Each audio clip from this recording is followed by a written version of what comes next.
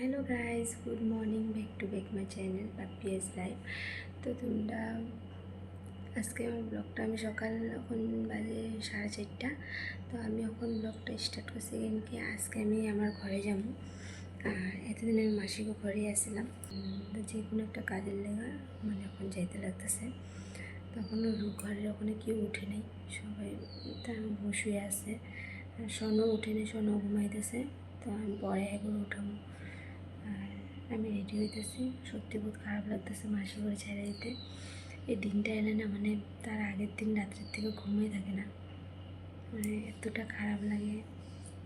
কী কোনো উপায় তো নেই, যেতে তো লাগবো। তো ঠিক আছে, দেখতে থাকো। আজকে আমার ঘর মানে কোন জায়গায় তোমরা নিশ্চয়ই দেখতে পারবা। তো আমি বার হয়ে গেছি।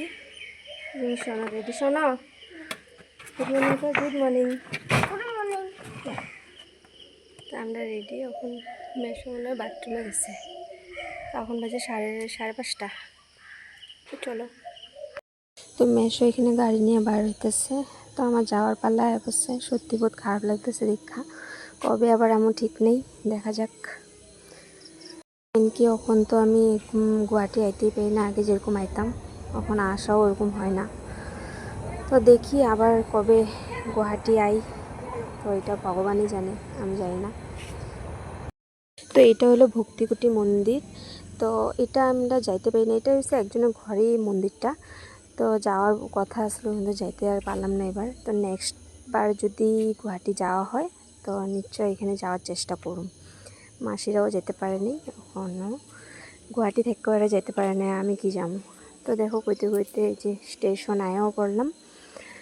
তো ট্রেন অলরেডি আয়া স্টেশনে আসেই।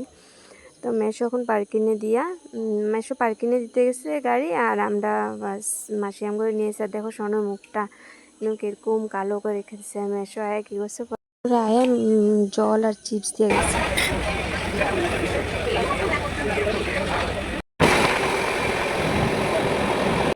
তো এই যে দেখো কইতে কইতে আমরা লামডিংয়েও পৌঁছে গেছি। তো মানে সকাল টাইমে যদি শতাব্দীতে আই তো কখন মানে লামডিংয়ে পৌঁছে করতেই পারি না। এটা হলো আমার স্কুল।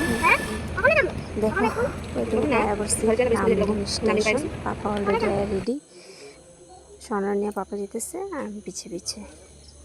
তো আমগো লামডিং স্টেশনটা যে এত সুন্দর করছে, আরও সুন্দর হইব। তো এটা এখনও বানানো পুরো কমপ্লিট হয় নাই। তো দেখো কত সুন্দর হয়েছে।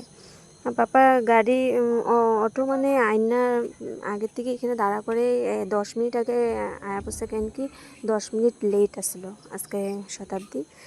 তো দেখো কইতে কইতে আমার পাপা বাজার টুজারও করে লিছে। কইরা এবার আমরা যাই একটা জায়গাতে অল্প দাঁড়াইছি। তো সোনা এখানে খেলতেছে, তারপরে দিয়া এই যে দেখো। এবার চলো। তো এটা হলো আমগো লামডিং জগন্নাথ মন্দির। তো এই যখন আমগো ঘরের সামনে পেয়ে গেছি।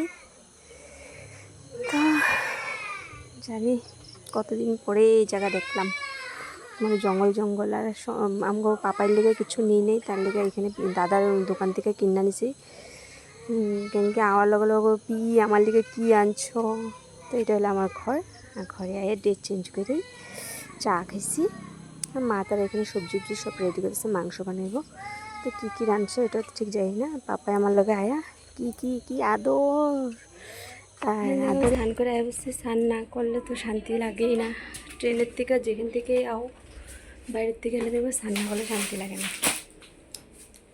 দেখো আমার ভাইয়ের বউ একটা শাড়ি নিছে মিশোর থেকে।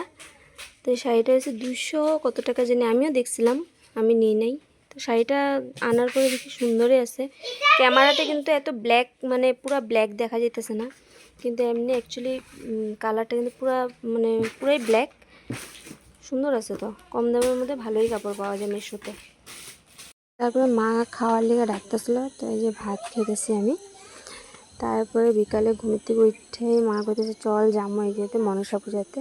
তো দেখো যেমনি তেমনি করে উঠছি, উঠে রেডি হয়ে বাসায় বসি দাঁড়া ঘরের সামনে। তো যার ঘরে পূজা হয়, অনেক বড়ই পূজা হয়, কিন্তু এবার তাকেও মানে এত ভালো করে পূজাটা হয় না, কেন কি তার ঘরে ফ্যামিলি মেম্বারে একজন মারা গেছে। তো তার লেগে এবার সবার মন খারাপ। ভিডিওটা আজকে আমি এখানে শেষ করলাম। গুড নাইট, ভালো থাকো, সুস্থ থাকো, আর আমারে সাবস্ক্রাইব করো। Thank you.